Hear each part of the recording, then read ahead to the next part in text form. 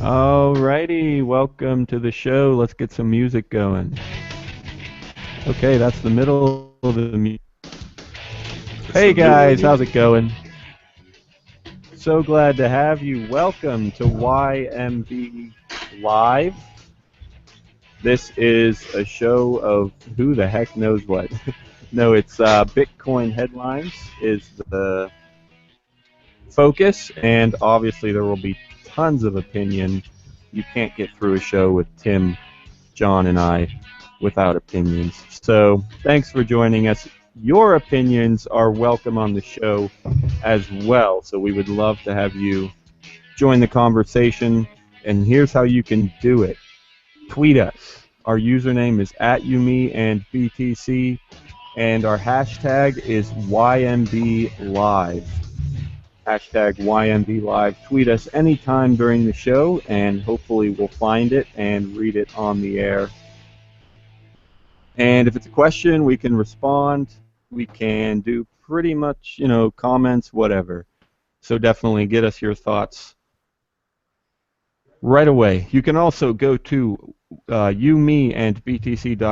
youmeandbtc.com/live, and that's kind of our landing page for this event. There's the video stream is there.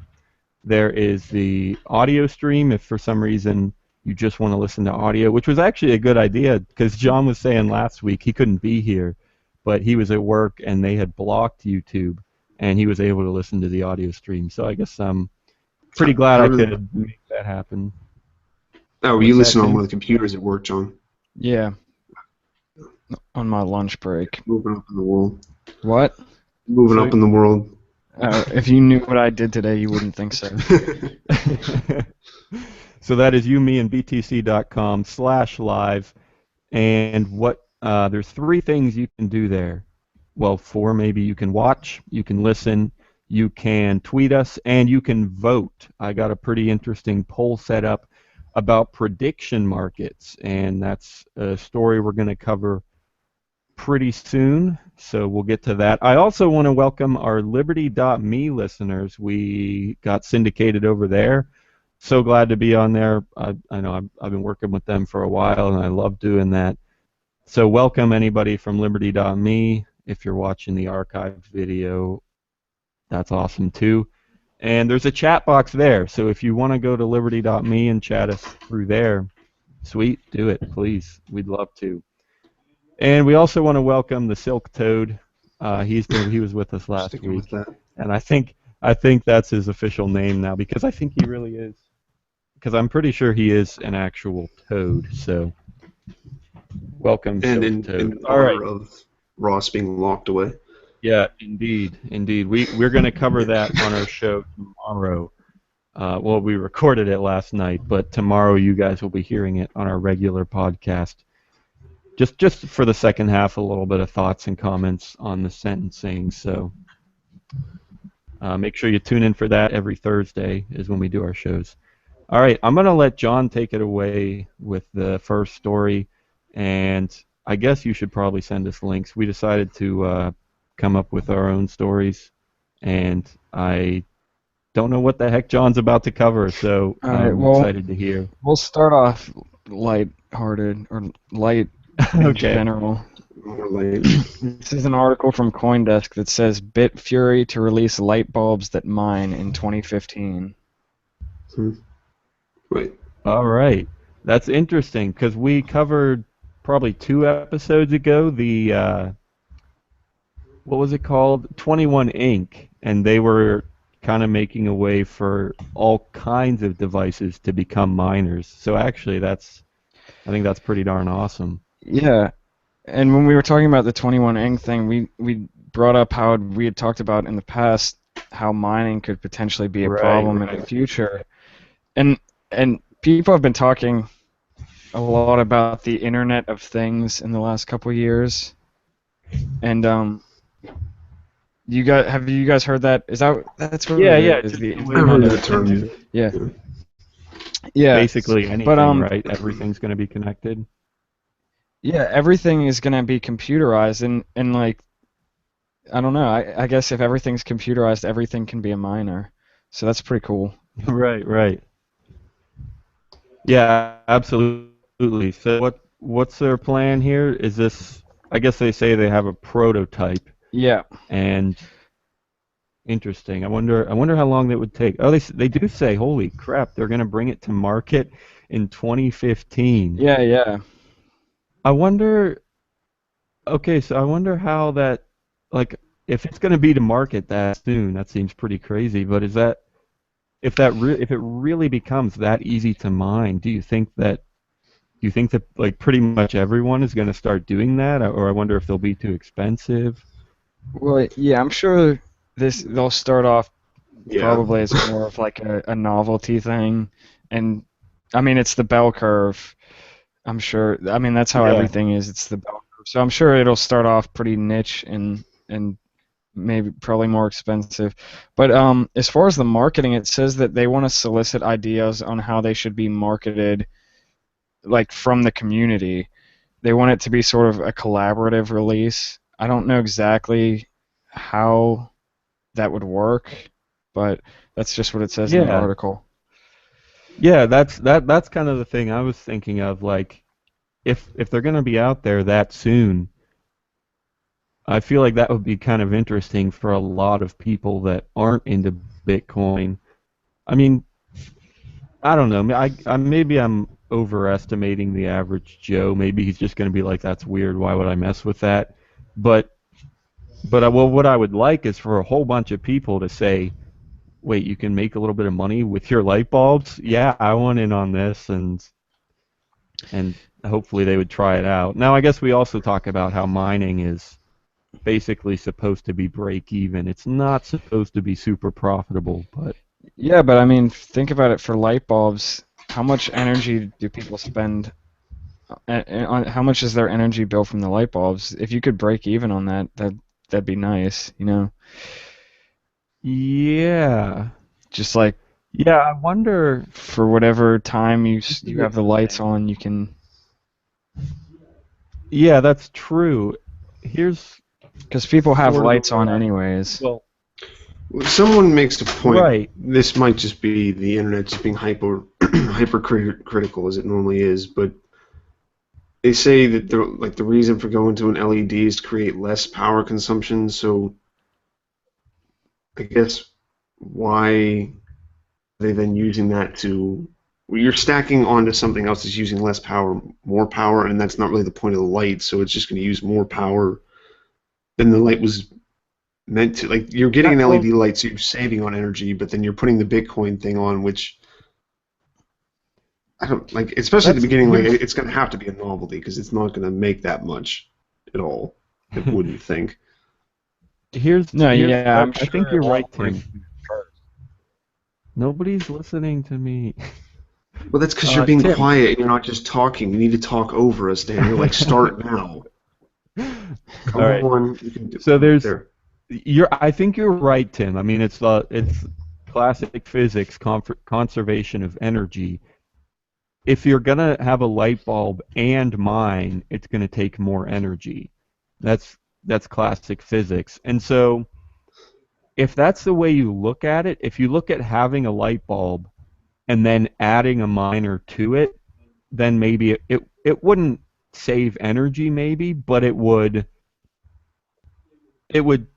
be a little bit more efficient, maybe just because I mean because you can have them anywhere, they're easy to install, stuff like that. Why not just So have? there's a few benefits, but in terms of energy, that theoretically that can't really be one of them.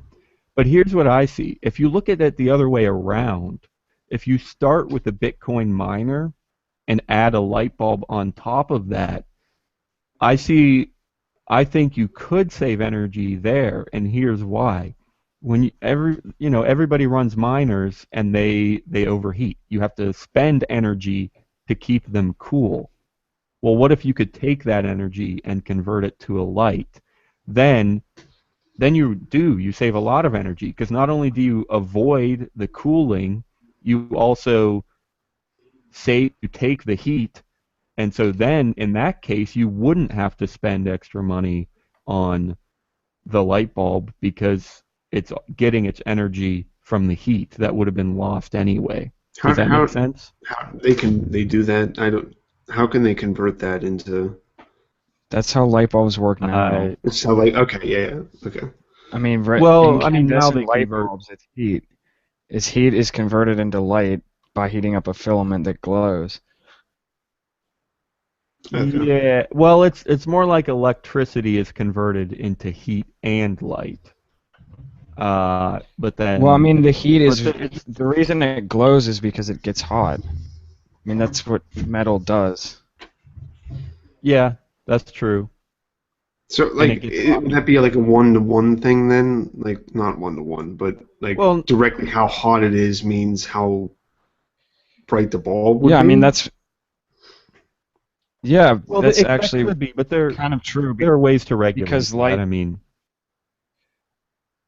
Yeah, but light is like it changes color by wavelength, and that has to do with speed, and that has to, and heat changes the speed of things. I mean, that's why I learned about this a while back, but I mean, like the sun emits visible spectrum light, and it hits the Earth, and when it leaves the Earth, it leaves as infrared spectrum light because it loses energy, and that has to do with heat.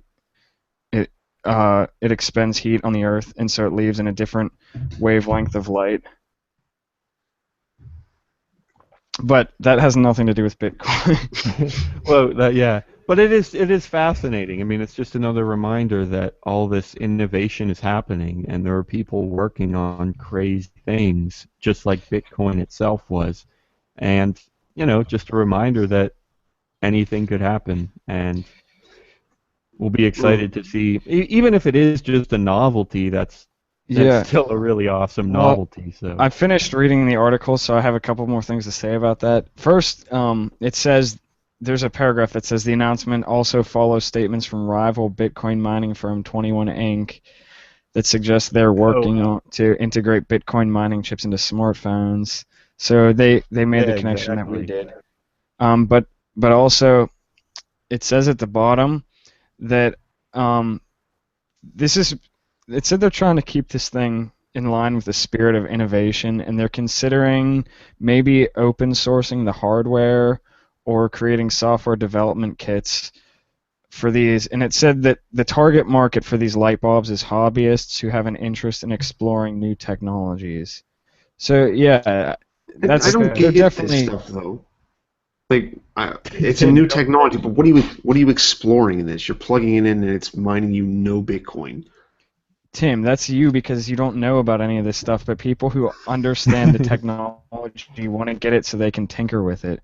I mean, exactly. Like what's the first thing you do when you buy a new computer? Do you just like plug it in and turn it on and go on the internet? But like, the first thing some people do with computers is rip them apart and pull crap out of it and stick new stuff in it. You think people are going to do that with lights? Raspberry Pi. Yeah, that's why they said they want to open source the hardware.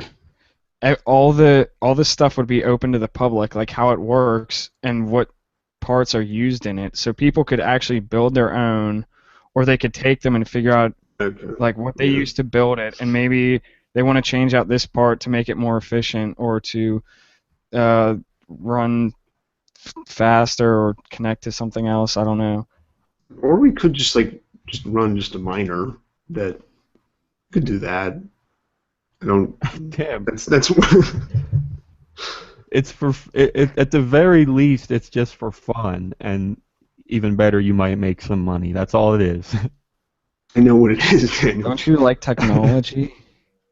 I'm not particular on lights that have to be on all the time to mine. But I don't think the point is. I don't know. Yeah, I'm just bothering you. I don't understand anything. You guys are just crazy. So, all right, Tim. Here's what we'll do.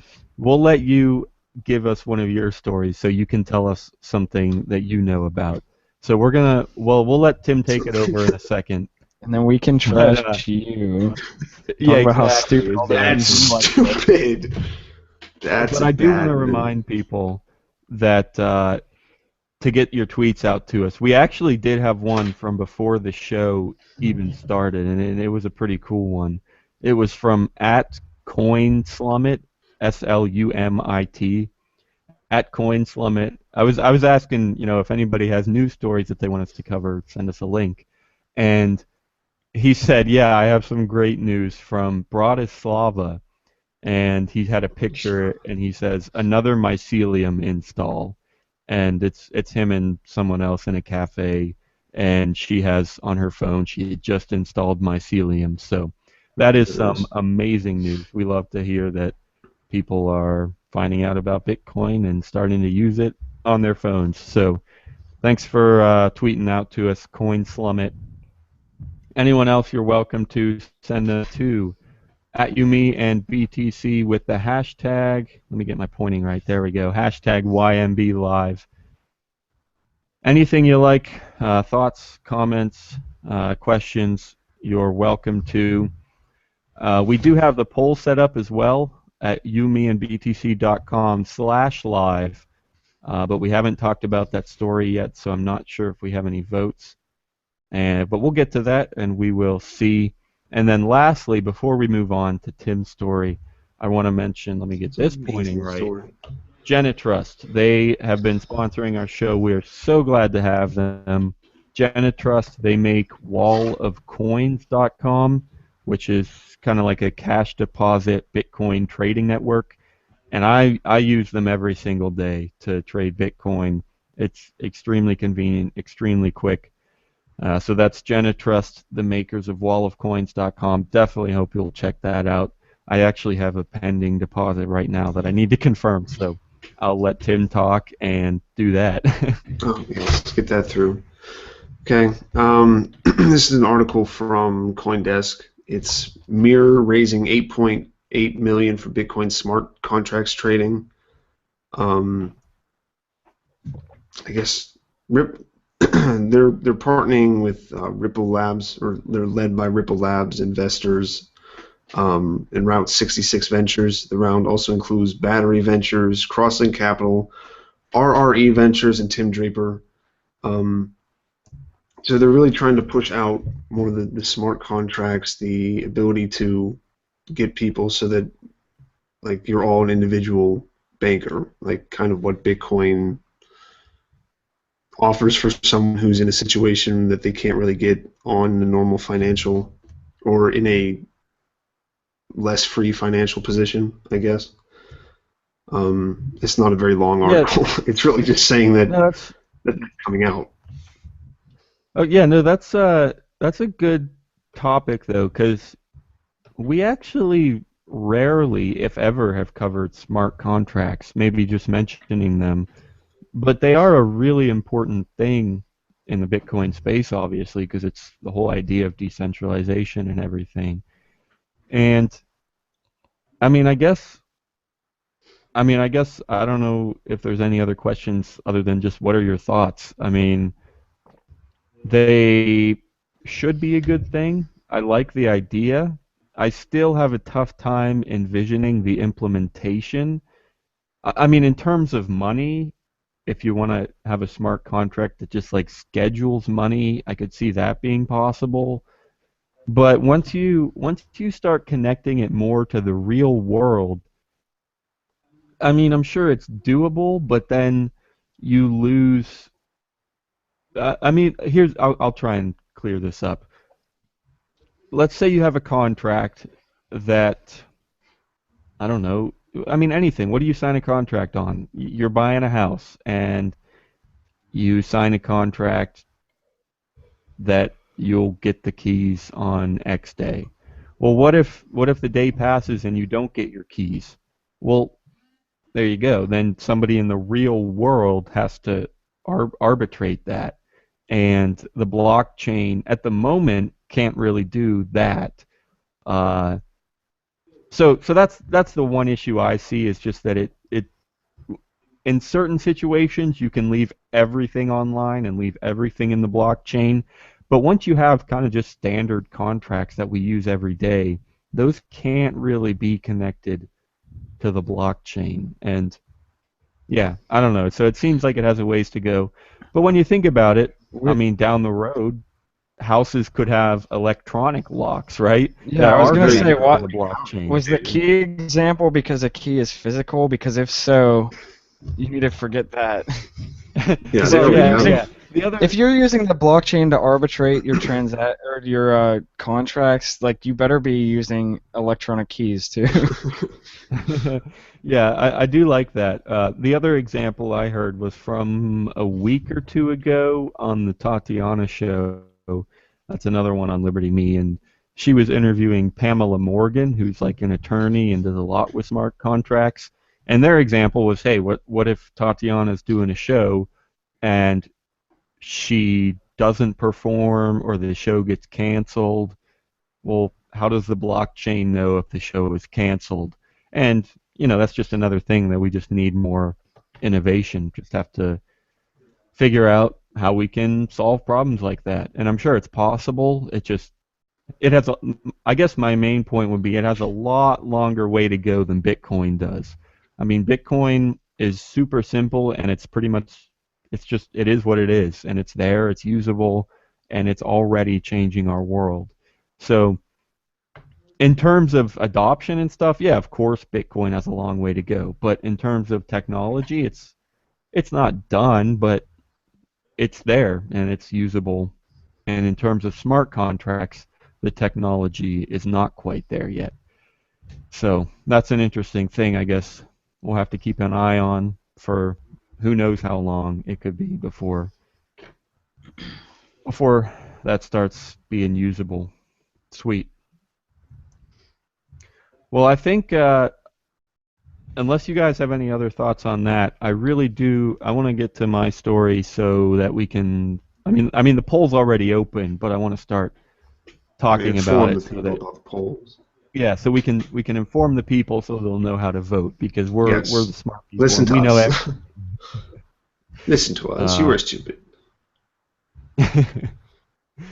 so anyway, this one is from Cointelegraph, and it's called Decentralized Prediction Market Augur, AUGUR, reaches XCS finals in breakthrough category. So before I get into any of this, I just want to ask: have you guys heard anything about prediction markets? Is that I mean, I have a while ago. I've heard that they're working on them. Do you know anything about them? No. No.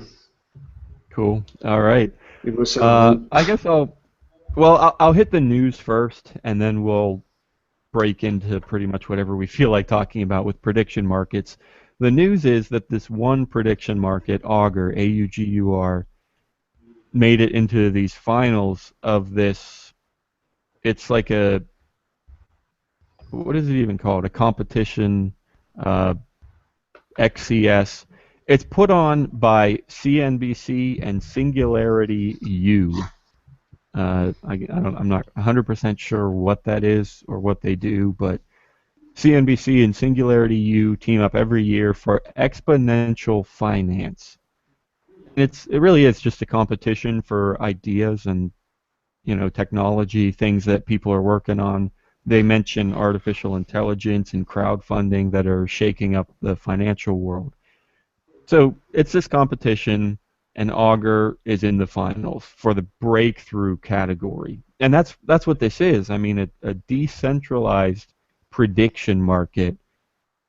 That definitely seems like a breakthrough. Now, basically, the way it works is people put up money based on their predictions, and it's basically just wagering, betting, right? You think something's going to happen, and depending on how sure you are, you put X amount of money on it. And the reason that they think this would work is because of the classic probability thing with the wisdom of the crowds, right? If you have enough people out there,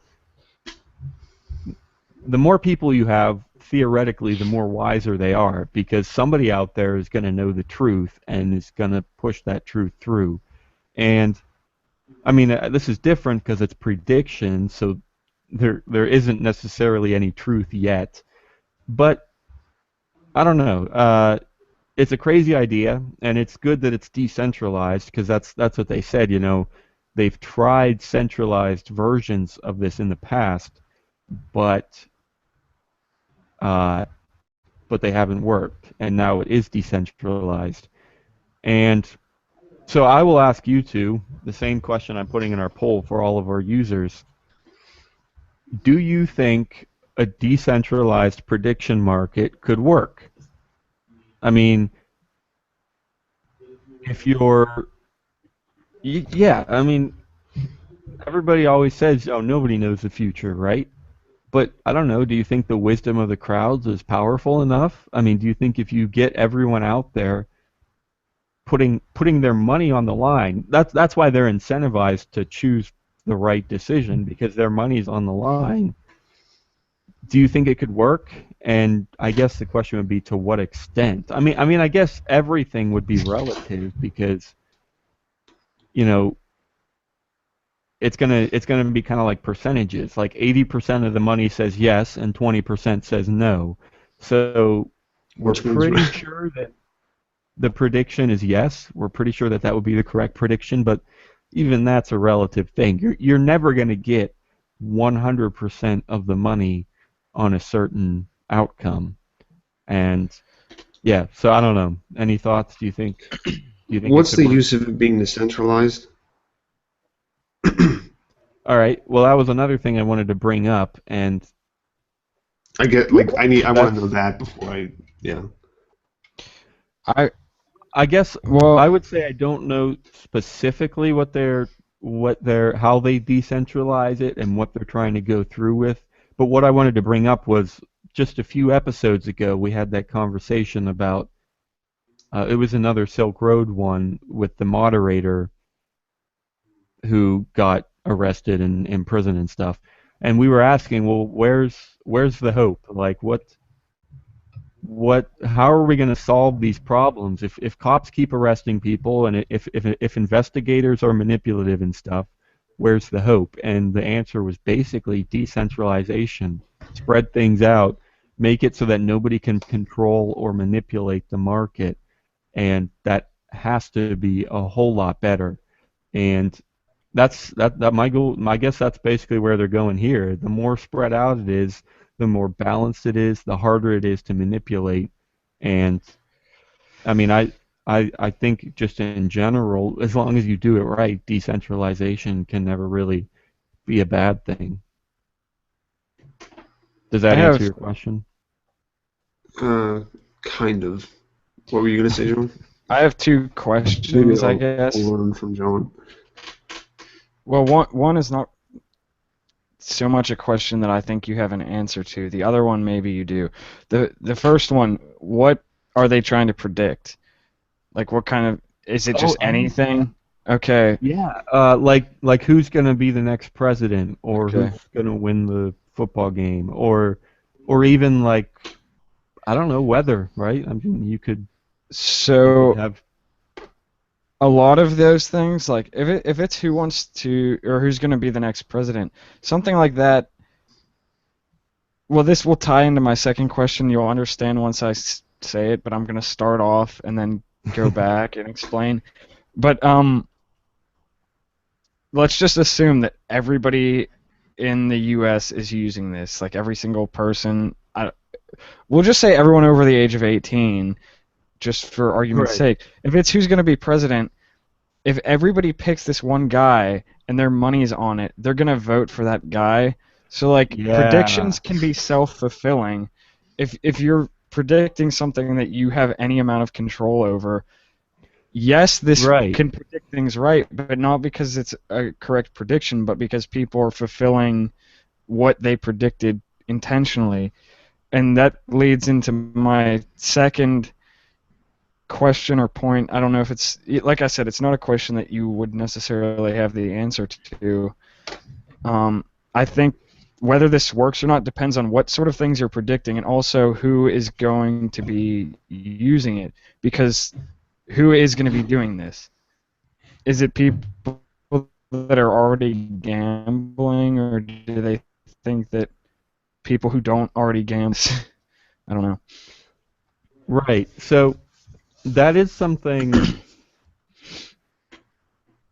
I mean, yeah. So what I could see happening, this is backing up a little bit, but what I could see happening is people, you know, people go to the prediction market and they say, "Hey, this guy is way ahead of the other guy. Somebody obviously thinks he's going to win, so I'm going to put more money on that guy." And then For, the pile just gets bigger, and then more people throw money at him. So instead of maybe the true probability, which could be like 70-30, because people see that 70%, they just keep throwing more and more money at it. And so the probability that the market shows turns out to be 95-5, even though the true probability might be 70-30.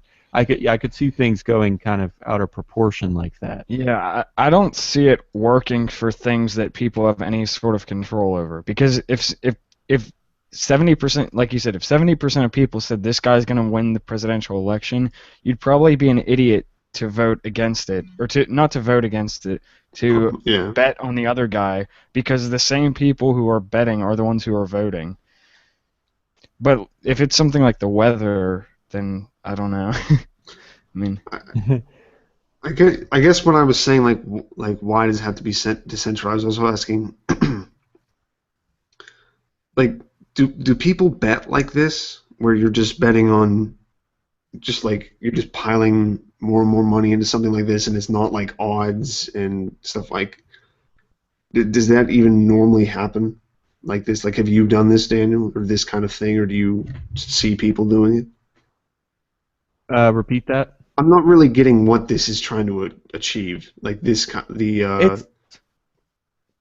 Here's the it's thing. just a That's prediction I thing. think if it could work, well, yeah, and if it could work, there are theoretically infinite applications. I mean, the examples I came up with might not be the best because those are kind of things that people already kind of talk about and try to predict anyway. Yeah. But my guess is that if this started working, it could be extended to all kinds of things like what will the population be in 10 years? And even though right now nobody even, well, I guess people do try to predict it, and there's probably a number out there, if we could hone in that number and make it more specific, people could use that kind of information in so many different ways. If you're running a business and you know the population's going to drop with pretty good certainty based on this prediction market, then maybe you'll move to a different country where you think your market will grow and stuff like that. So my examples of like the football game, those are definitely possibilities, but I think there are so many applications that we can't really even understand the ways that this could help if it was working correctly. Right. With talking about putting money on either side, are you talking about like mini transactions, like just enough to send information that I want to support this? Like I think this is going to happen? Because why would you bet or why No, would you put it anything could as be any substantial? size. Maybe you're sure. If we are talking about the population, maybe you know that World War III is going to happen tomorrow, So why right? why would you put money into it? Because if World War III happens or the population goes to increases by 10 million, is someone going to get paid out or something? Or like why are Yeah, you? if you predict correctly, yeah, you get money back, of course. That's Who's the going whole to give you point. money? Like who's going to do that It's though? the market. It's the way the market works. The money, other people are putting money in there too. Okay, but And if you're right, then you okay, get the loser's money. it's just like any gambling. okay. I get like I guess like how do you do the fact checking then? And yeah, that's another. It's a tough thing because it's like the smart contracts. You're connecting it to the real world, Yeah. and to be honest, I'm not 100% sure. It's a tough thing to do, and like we said, if you decentralize it enough, maybe that's possible. Maybe you can set it up so that the right people are supplying the right information for the right incentives. But yeah, I agree that that would be a tough thing to do, and it would take a lot of innovation to make it work. So Wait,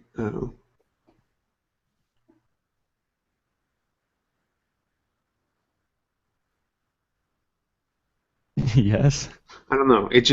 I finally started to get what you were meaning as far as like it could go places. Like before that, I was kind of a little bit stuck, but then something Wait, clicked. what could go places? Like this idea with, or just that trying to decentralize Yeah. the I mean, literally, it's not just about gambling. I it's mean, about not in like the medical gathering the field, knowledge you in know. general, right? Yeah, exactly. Gathering knowledge. Yeah, Which yeah, and automatically I'm like, again, but you can't trust all these people. But then I guess like if I'm going to be consistent, that's what we want.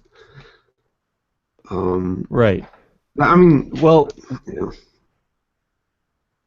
what I was going to say is we could leave this for now and come back to any thoughts in a little bit because we will have this poll going, and we want to see how people vote and just offer some comments based on that. So I'll remind people that the poll is at umeandbtc.com/live.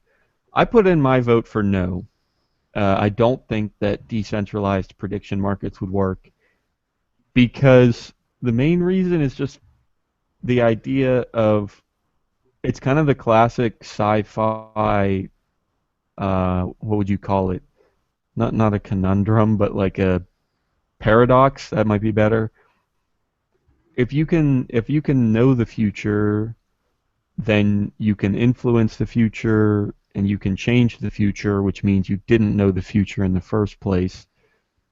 I mean, this is a little different than like time travel or like actual, knowing the future that you might see in sci-fi.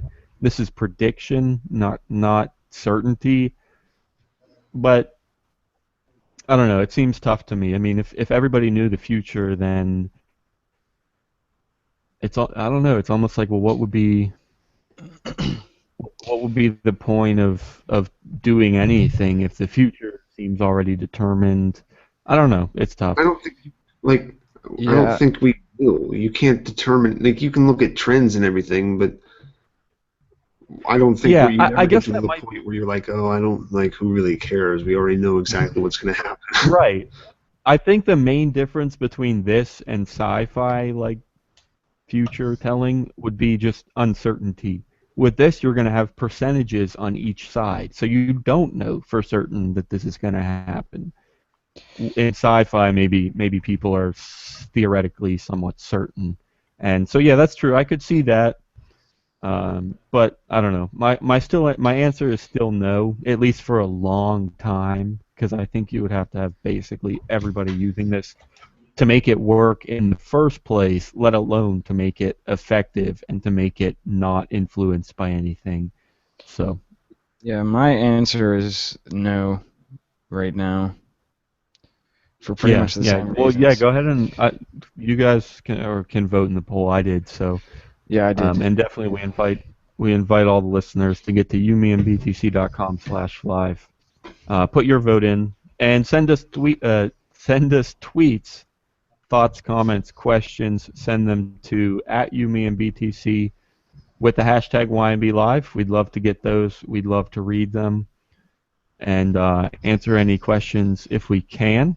So we will. We'd love to do that. Please do that. And another reminder that Genitrust is helping us out with this show.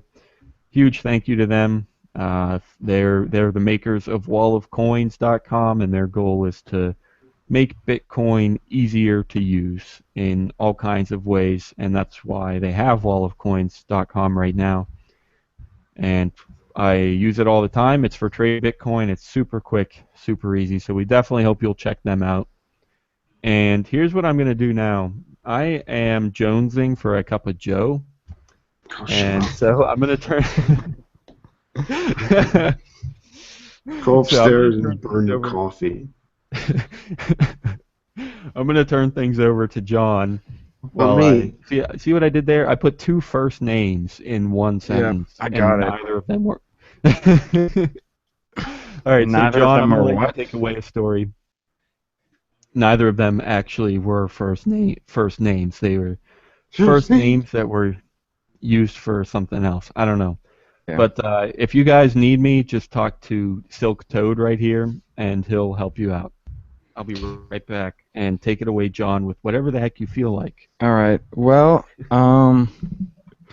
someone tweeted this at us, and so I guess we can talk about it. I've skimmed over a little bit of it, but I haven't been able to read it because someone just sent it to us.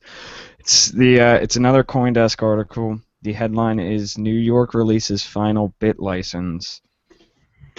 Blah, blah, I was trying blah. to read this before, but everything I found was one of those things where it's like, please subscribe or log in to read further. Do you have a link? Oh, you I already just sent it. posted it. Yeah. Yeah. Somebody tweeted this at us. I guess I'll credit them. Sleeping Bear or at Stoned Bull.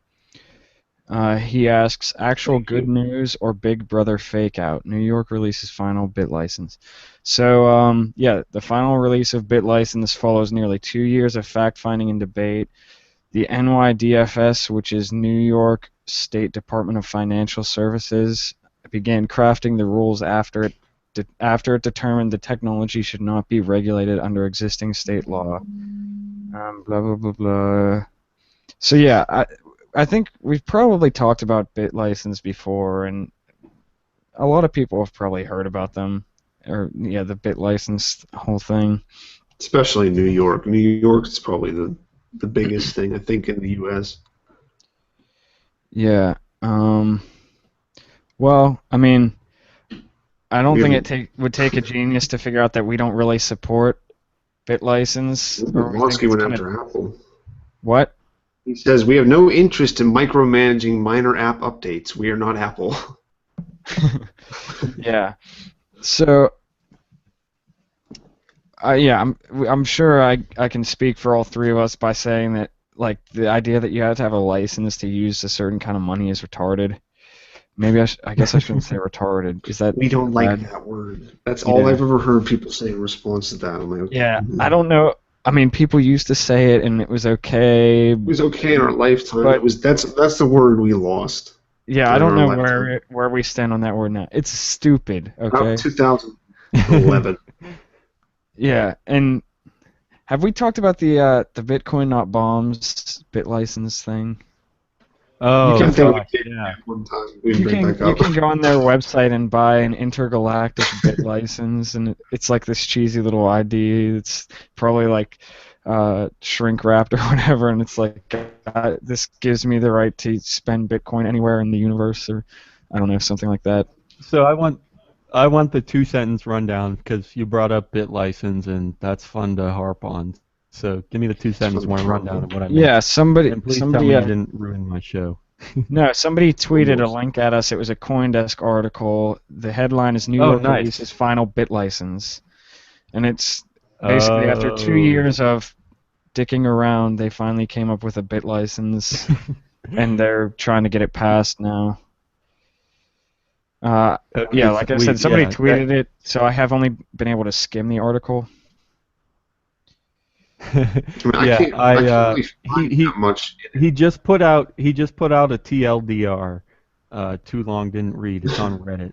Okay, good. So here, there's 5 points right here, and I'll just read them. Number 1, these are big changes according to Losky. Number 1, no prior approval for non-material changes necessary. However, if a firm is licensed as a wallet service and begins to operate as an exchange service, for example, that constitutes a material change. So, okay, sure, on the relative scale, theoretically, all right, fine, this is better because you can make little changes without having to notify anybody or get it approved and stuff. You can make non-material changes. Yeah, obviously that's better than... I'm assuming the earlier version said that you had to get pretty much everything approved. All right, fine. It's better. Doesn't matter. It doesn't matter. You still need approval for stuff that you want to do. And to us, that's a joke. And the reason I'm bringing this up is because his question was, what did he say? Is it actual good news or is it a fake out? Yeah, it's a Big Brother. Yeah, Big Brother fake out. I don't know if it's a Absolutely, fake out. absolutely. I don't Well, even think there's anything like fake about Because it. again, like I'm again, like, oh, New it's York, a bit license. I New don't York think this never is was going to be good about it. Yeah, it's No, like but it is a fake out. Well, not fake because sure the law's there and everybody can see what the law says, and it's not the law itself is not necessarily being counterfeited or fake or anything or manipulate. Well, sure, whatever. But here's the way I would say that it is a fake out, and I heard a lot of people saying this, months ago when they were working on this. Everyone was saying these are so frickin' harsh. These regulations are so strict, and it's nobody wants this. But the problem is, that's their goal. They wanted the first draft to be harsh, so that when they come through with this second draft, they'll make a few little drawbacks, a few little changes, and then everyone will say, "Oh, that's great. It's better. Yeah, let's go with this one because it's not as bad as the other one." That's how I would say it's a fake out because it is as bad as the other one. I'm sorry, but it is.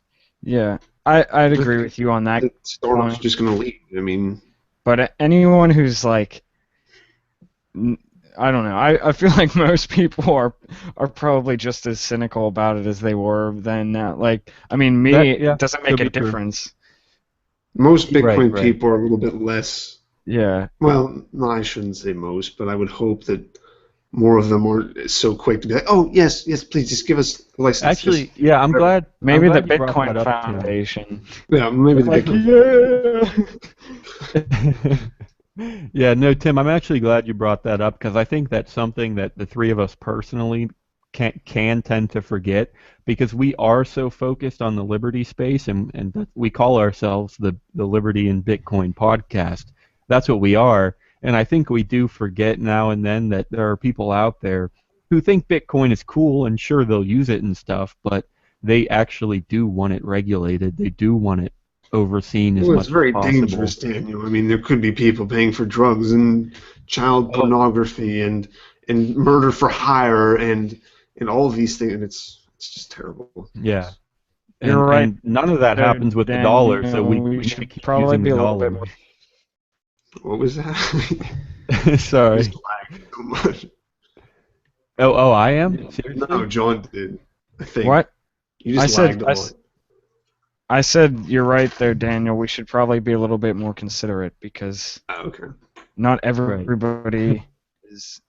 Well, Not everybody not can be as necessarily special as us. considerate. Considerate has positive connotations, and we don't want those for the people we're talking about. No. But at That's least not true. recognize that they're there. No. That's No, not regular- necessarily true. It's true for me.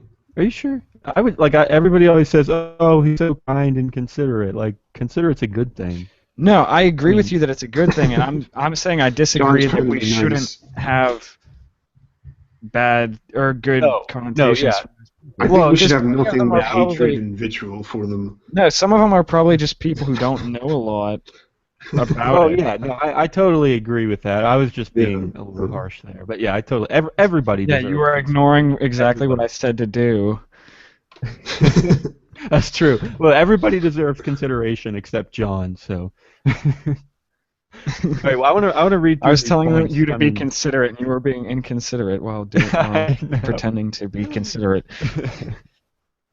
I'm gonna hit number 2 on the TLDR for this, Good.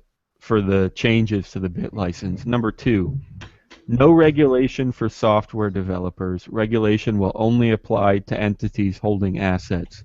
Yes, same thing. Sure, of course that's better. I mean, they're freaking software developers. They don't even touch the money. Usually they can, I guess, but they write freaking code. Why would you have to regulate them? If you're concerned about money, you're FinCEN, right? Is that what it was, FinCEN? Maybe I'm making this up. It's some NYDFS.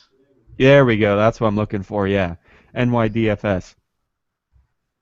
It's money. New York Department of Financial Services. Why do you care about software?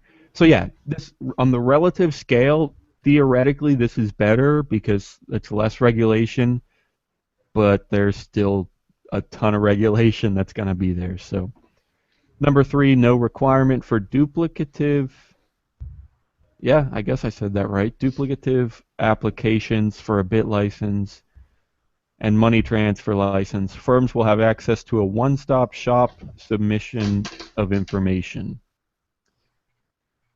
Okay, cool. That's better too. You only have to submit things once, but it's only on the relative scale, and it's basically, it's like good is here, the first draft was here, the second draft is like here, so it's all, it all seems, it's still regulation. You still have to submit information. All right, I'm not going to keep coming back to that because I did for all 3 points so far, but I will just read 4 and 5. Companies that already file suspicious activity reports with entities like FinCEN do not need to duplicate reports, as DFS already has access to those reports. Companies do not need approval to raise money for a new round of funding unless they are acting as a control person, i.e. an activist, board member, or investor.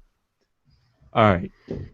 That's what we put our stance out there. It's, to me, it is kind of a Big Brother fake out. I don't know if it's effective, because like John said, there probably are plenty of people who recognize that this is still a joke. So I think they are trying to fake us out. I don't know if it's being effective. I definitely think they're being Big Brother because that's what they are. Sweet. Any other thoughts on that? Not really. Fuck New York. Well, yeah, that's what all the startups are doing. They're leaving. Yeah, they're just, all right, fine. You don't want us? We'll leave. End of story. Yeah, he's like, we are excited about the potential digital currency holds for helping drive long overdue changes in our ossified payment system. So we're going to now ossify this new payment system and make you be beholden to us about everything you do. He then continues, we simply want to make sure that we put in place guardrails that protect consumers and root out illicit activity, which half the stuff they're going to be doing is illicit because of your regulations now. It's not necessarily because they're going to be doing something that's illicit like drugs or anything like that. It's going to be because they're just not keeping... Tim, they're guardrails. How could you be against those? They keep guardrails don't driving ever work. Off cliffs. No, but people just drive into the guardrails and they keep on going off the cliffs because people are idiots, including myself, and just drive just like coming to I mean, just getting to where I am now. I'm driving along the side of a cliff, like I'm going on a highway, and there's 50 cars around me. I'm not paying attention at all. But if you put like no guardrails and there were no lines, it'd be better somehow. I disagree with that, but probably anyway. Yeah, you should. It doesn't make any sense. It's pretty obvious.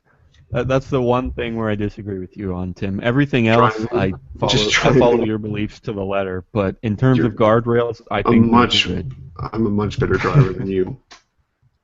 All right. Well, we have another tweet from @EnjoyBitcoins. That's a good username. Obviously, everybody's going to enjoy Bitcoins one day. He says, "Awesome. My thoughts are, we love Bitcoin podcasts. Of course, we agree. Of course, we love Bitcoin podcasts because we are one. No, that's a lie. We don't love Bitcoin podcasts plural. We love Bitcoin podcasts singular. So, because we love Bitcoin podcast because that's what we are, and nobody else is good. We don't love any of the other Bitcoin podcasts." Oh, God, Daniel. Yeah, that's a lot. Just say it once. Yeah, how many times did I say that? I think it's because I'm distracted trying to read through these tweets and stuff. Oh, okay. See, so now you're complaining that people are tweeting you. No, I'm agreeing with you that I was distracted and I shouldn't have repeated that 12 times. Oh, okay. Anyway. All right. Well, who does either you want to take the next story? I have a few. Like I have something from Cointelegraph that has a few like short little bits. First off, KNC Miner. You've heard of them, right, Daniel? Yeah. Weren't they the scams? Didn't they turn out to be a scam? No, they're still running. No, okay. KNC Miner. I think they were the ones that had all their. They were named after like. You know what it was? Planets? GAW. It was GAW. Okay. GAW. GAW miners. Because I remember there were advertisements for them everywhere. Like they had CoinDesk bought out and Bitcoin Magazine and stuff, and it makes you think like, well, where are they getting all this money? Oh, because it's a scam. Did they get away with it? Like, does anyone know where they went? I haven't followed the story very much Okay. at all, really. I've just heard that it was a scam, so I'm not really sure how it went down or who ended up with the money or if there's any legal action. But no, I want to know what were you saying about KNC Miner? What's going on? Their big thing is that they've today, and it's an article from yesterday, June 2nd, became today the first company in the world to deploy a 16 nanometer chip at scale. And at least KNC Miner CEO Sam Cole said, "We have a great design team, never standing still. We're going to continue pushing innovation within processor design. We produced 4 consecutive all-new chip design in only 2 years, exceeding even Moore's law, and we see no signs of this development slowing down going forward." So. That's yeah, the whole idea of nanometers and Moore's law, like how fast can computing advance? I'm trying to look it up. I'm not sure, but 16 nanometers. That's huge. Well, not huge. It's tiny, I guess. But that's really one of the biggest things in computing is how big are the circuits, right? And so I'm looking here. The original ASICs, Butterfly Labs original versions and stuff were 65 nanometer chips, and then it looks like the second newer generation was 28 nanometers. I'm looking at this real quick, so maybe I'm skipping some steps, but this is just to get an idea of how far are we coming and how fast. And so now it looks like 65, 28, and then 16. So that'll be pretty crazy. I don't know. I'm not quite sure. Well, I'm not. It's not that I'm not quite sure. I'm not sure at all how that affects efficiency. If they're smaller, I guess they must be more efficient, right? You need less electricity, less heat, less space and stuff. So yeah, I guess it must be more efficient. But it'll be interesting to see if it turns out to be effective, if people start using it, and I don't know. I guess we'll see. Let's see how they hold up. Did you say there were multiple things on that article, Tim? Yeah, about 3 points. Another one is from Mike Hearn, the Bitcoin card developer. I didn't remember until I looked at the article, but he's an former Mike Hearn, a Bitcoin core developer and former employee at Google, claims that Google's own hierarchy is limiting the company from using Bitcoin. He didn't. Yeah, no, we real quick, we actually covered. Remember those articles about the block size and about increasing the block size? That was Mike Hearn. That was Mike Hearn. Okay. He's the one who wrote those. So we did a 2-part series from him just a month ago or so, and he was talking about Bitcoin's maximum capacity and how we need to increase the block size. But so keep going. He said he was doing an Ask Me Anything on Zapchain, which I've never used that, but he said in response to someone asking about Google and why Google isn't getting more involved or isn't getting involved with Bitcoin, he said Google and Bitcoin hits problems with their internal politics. I'm sad to say. You'd think Google would like Bitcoin because it's a crazy risk-taking, potentially 10 times project, which is exactly what Larry Page says he wants Google to do. But one middle manager there, who shall remain nameless, hates Bitcoin, has the ability to veto most kinds of work Googlers do on it. I'd repeatedly go over his head in order to get Bitcoin released, and most employees simply aren't willing to engage in that kind of corporate politics. So, I mean, that's it's true. That's honestly, that goes back to what we were mentioning earlier, is the idea that decentralization really does solve a lot of problems. Because that's what's really going on here. Google is just so big. I mean, they say corporate politics. Like those are like the 2 worst words that you could ever imagine to put together. Putting together. You just know Like it's gonna be it's miserable. it's just such a massive company that it's so hard to make anything happen and get it approved and push it through all the services. And so, yeah, as innovative as they are, and as much as they should like Bitcoin, it's just too clunky, right? I mean, and if they were Well, decentralized, it's just and again, decentralization is a tough term because it depends how you define decentralization, but it seems to me that if they were decentralized, that could add a lot of benefits and maybe get stuff like this through faster. I don't well, know. the problem. I mean, it's too big and it's too much where just like one person can affect it. Because the guy might have. I mean, maybe he's just being a, a bastard or something like that, but also maybe he like dealt with it, doesn't like it, doesn't want to get involved in his company. So it would be better if the company was, or if it wasn't as much of a company, if it was decentralized, so that guy doesn't have to deal with it. He doesn't have to use it if he doesn't want to, or if he thinks it's going to harm the company, he doesn't have to. So, I mean, Yeah. yeah, exactly what you were saying, I guess. Well, yeah, no, it's I don't know, it's weird because there's supposedly, I mean, even Bitcoin uses the slogan "strength in numbers," but when you try to get that many people grouped together as a company or as a government, especially, obviously, it just at some point it starts detracting, and yeah, Well, that's it's basically tough what those because big corporations are. They're practically mini governments.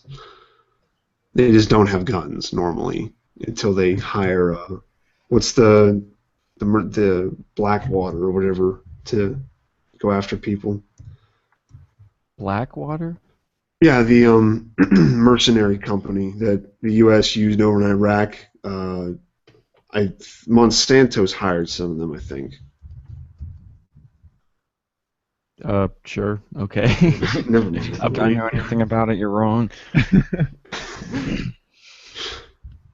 Okay. Anyway, well, what else was there? Anything else on that story? Any other headlines? And then just that there's a TAR Airlines in Mexico is now starting to accept Bitcoin. So they're the first Latin American airline to accept Bitcoin. Uh, they're That's looking that. I forward to like it. that. They seem I, excited about it. They say, you know, yeah. I mean, obviously, of course, just as Bitcoiners, of course, we want everybody to be accepting Bitcoin. But it struck me a little stronger over the past week or two for a couple reasons. One, I'm shopping for a car, and a decent chunk of my money's in Bitcoin, and I really wished that I could have found somebody that would accept Bitcoin, and I could just pay them Bitcoin directly. Uh, Partly just because it would be cool. I would love to buy a car in Bitcoin. That'd be great. And partly because it's it would be probably cheaper for me because exchanging costs, probably 1% or something. So, like I said, obviously we want a lot of people to be accepting Bitcoin, but it just kind of hit me like, wow, I really wish that somebody was selling cars for Bitcoin in my area. But also,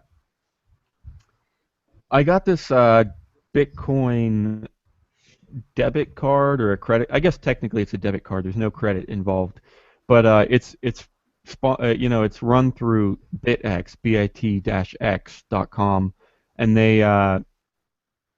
it was pretty cool. I love using it, and I love being able because you have Bitcoin in your account.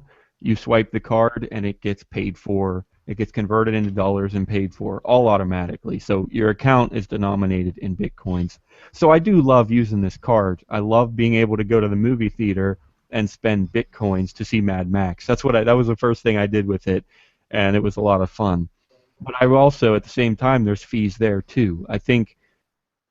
I forget, there are a couple fees with BitX and there are a couple fees with MasterCard. It might be a percent or two, and that's annoying. So it was just another reminder that I really wish that everybody was just straight up accepting Bitcoin, directly, not through a debit card that uses dollars and stuff. So anyway, yeah, that just so yeah, I'm glad that this airline is accepting Bitcoin, and oh gosh, I would love to start buying flights someday with Bitcoin. That'd be so much fun. But awesome.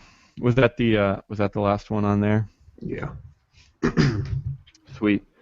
All right, well, I will take another quick break. I don't know, we'll probably, well, not a break, I'm just going to keep talking. We don't run commercials on this show. I kind of wish we did At because least I could yet. use a break, but that's what I have Don't, Tim and you know, John for. So, uh, anyway, tempt so us. we'll probably jump to one of John's stories in a moment, but I will take another second to remind people. Our landing page, your place to go for this live show is youmeandbtc.com/live. You might already be there because you can watch the show there, but if you're not there, if you're on Liberty Me, we're glad to have you there. You can use the chat box there. Uh, I think you can actually watch the YouTube right on the Twitter feed if somebody embeds it. So if you're watching on Twitter, check out youmeandbtc.com/live for a couple reasons. You can watch there. You can listen to just the audio if you prefer that. You can tweet us there. There's a button you can click. It'll bring up at YouMeAndBTC with the hashtag YMBLive. That's how we're going to find your tweets. And please, we've had some awesome tweets from Enjoy Bitcoins and from CoinSlumit. We've had a story come in. Oh, I guess the story was from Enjoy Bitcoins. So definitely send us those. I'm trying to see. Oh, Sleeping Bear. No. Twitter's confusing like this. They have like a username and like a handle. Anyway, Sleeping Bear at Stoned Bull. He's the one who sent us the TLDR for the bit license stuff, and I guess the original link. Anyway, so yeah, we're so glad to have all those people tweeting us with us. We can't even say enough how much it means to have you watching, listening, interacting. So my point there is that other people jump on, send a tweet with the hashtag YMBLive. Okay. Also, the last thing you can do on our landing page, youmeandbtc.com/live, is vote. We have a poll set up there, and the question is, do you believe that decentralized prediction markets could work? And we covered a story about a decentralized prediction market kind of hitting. They hit the finals in some competition, and I mean, obviously that's pretty cool, but it's kind of tough. Like, can anybody really tell the future, even if it's decentralized? Well, it's hard to tell. So far, I'm actually seeing 100% no's. Everybody thinks that you can't tell the future. But I don't know. Maybe some people believe in the wisdom of the crowds. That's kind of what this is based on. It's a classic term in probability. So if your answer is yes, get over there, vote youmeandbtc.com/live. Get your voice heard, and we'd love to have you. We do have one more tweet that came in from Enjoy Bitcoin. Have you heard of coinmotors.com? That is actually super cool. I'm assuming I'm looking at it now. It looks like a place where people that sell cars can kind of just post themselves, be a directory for places that you can buy cars with Bitcoin. So I'm going to spend a minute or two jumping around that site, see if I can find anything near me. And I'm going to let John take it away once again with whatever the heck he feels like. All right. I guess I'll go with this one. This is an article on AmericanBanker.com, and the headline is "Why Banks Are Testing Bitcoin's Blockchain," and then in parentheses, "without Bitcoin." I'll just read a little bit of it. I skimmed over it last night, but okay, I'll just start at the beginning. Ask a U.S. banker about the prospects for Bitcoin, a digital currency with no trusted central authority or mechanisms to reverse transactions, and you're likely to get a lukewarm answer. But financial institutions are increasingly taking an interest in Bitcoin's record-keeping system, known as the blockchain, a so-called distributed ledger that can be used to track much more than stateless electronic tokens. Yeah, it goes on. BNY Mellon has created a digital currency called BK Coins, built an employee recognition application that rewards IT staff with tokens. I have a friend that works at BNY Mellon. He's a computer scientist, and I'm probably going to see him tonight, so I'm going to actually ask him about this, and maybe we can talk about it next week or something. Um, but yeah, I don't know. I thought this article was kind of interesting. Talks about some other things that banks are messing around with for the blockchain. I don't know. What do Yeah, you guys think?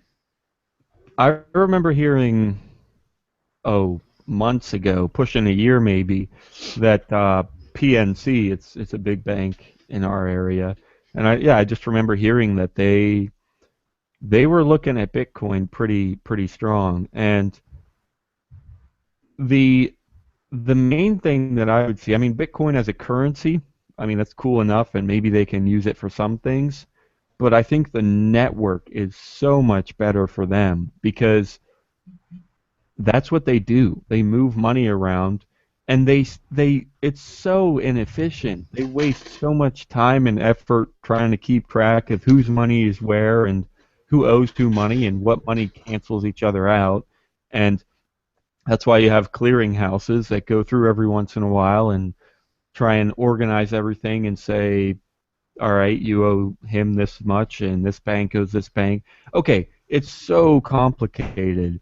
And yeah, theoretically, if you had a blockchain, if you had things decentralized, uh, I mean, I don't know if they would keep it decentralized the way that Bitcoin is, because they could, if they created their own blockchain, they could run it, in-house, and nobody else is allowed to connect. Yeah, So maybe it wouldn't. that's what the article's saying. I think most of these banks are doing. But they did have a quote from somebody from one of the banks who said, as long as you just keep it within your own bank, it's not really that useful because it's the distributed ledger is what makes it really cool. And so when you're just doing it within your own thing, you don't benefit a whole lot, but it seems like most of them are kind of Yeah, just because messing around with it. yeah, because uh, if it's not decentralized, well then, we talk about blockchain bloat and stuff, and that's like a necessary evil when you're decentralized. But if you're running it in-house anyway, theoretically, maybe you could avoid some of the issues of a blockchain by running it the way they do, the way they already do. Just keep it centralized, have a database, manipulate numbers. So yeah, I can see how uh, it's not having a blockchain might not help a bank. It definitely won't help a centralized bank as much as it does the decentralized planet, right? Like if when everybody on Earth can use it and connect. But at the same time, that doesn't mean that there are no benefits to a blockchain or to a bank for using a blockchain. And I guess that's what they're trying to figure out. Well, what are the benefits? Can we, even if we keep it centralized, can we still use it to help us? And I would have to say probably they could. I don't know Yeah, how. I don't know what they would exactly plan to do, but yeah. it'd be fun to see. Well, I have another article that could maybe explain that, but it's one that I was thinking we might be a good idea to save for next week's main Ah, episode. sweet. Oh, I Um, like that. Yeah, because we last night we looked around for half an hour trying to pick something good. It's because we're not because we're bad researchers, but because we only want the top quality content for our listeners. So we looked really lying to hard them to now. find something. But now, so yeah, if John has a good story, it might be worth saving for next week. Yeah. Well, I have two, All and right, yeah, the let's one go is for it. kind of related. I don't know which. I don't know. All right, We can. Do you guys yeah, have no, tell us anything? the headlines. And and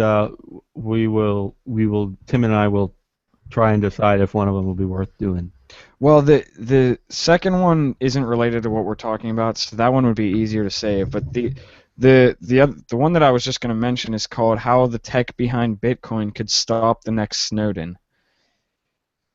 Hmm. So Interesting. yeah, so it's kind of an interesting, like that title caught my eye pretty immediately when I read it. So I guess it's a good title. Yeah, no, I could. That definitely does sound like a topic for a regular show, Yeah. which I think is what you were saying. But Yeah. all right, what's the other one? Tomorrow's apps will come from brilliant, in parentheses, and risky Bitcoin code. And that one I haven't really looked over, but I think they basically want to like automate app creation somehow. What? So that. So what would be making the apps then? Just the Computers. making the apps. Any Apps kind of apps? Yeah, does it I say don't what know. kind of? I Okay. didn't read the article at all. I just bookmarked it because it had an interesting title, and they mentioned it in the other article I was reading in the Snowden one because they're both from Wired. They had a link to that one, so I just bookmarked it and I didn't look at it at all. Actually, no, I do. I love Wired, and I don't know if we've covered them yet on the live show. So let's just go for it. I don't know if you can send us the link, and we will look over it and see what's worth talking about. Because Talking I about like now, Wired, and yeah, sure, why not? I don't know. which one? The Second Snowden? one, the app creation one. Because like I Okay. said, I want to save Snowden. I like that. Yeah. Okay. That seems Yeah. like a deeper topic. For Yeah. anybody that's just joining us or that is only watching on the live show, we do our recorded regular, original podcasts every Thursday. So one of those will be out tomorrow. Keep an eye for that at umeandbtc.com. I'm getting a big ad here. Luckily, I'm not hearing any audio, so that's good because any audio I hear, you guys hear too. Yeah. But Well, before we what I move want to on say to is, this, yeah, go for it. before we move on, I just want to. I'll give you one little preview, I guess, from the Snowden one to finish up with Oh yeah. with the banking article. And you were saying that even if it's centralized, they could still, or it's not like a totally distributed ledger, banks could still benefit from using the blockchain. And in the Snowden article, they talk about some ways that people have come up to use some. Well, oh my God, I got totally lost. Some ideas that people have come up with for using the blockchain for other things, and you can, even if a bank wasn't using it to run their own currency or something like that, they could just use it to keep track of everything.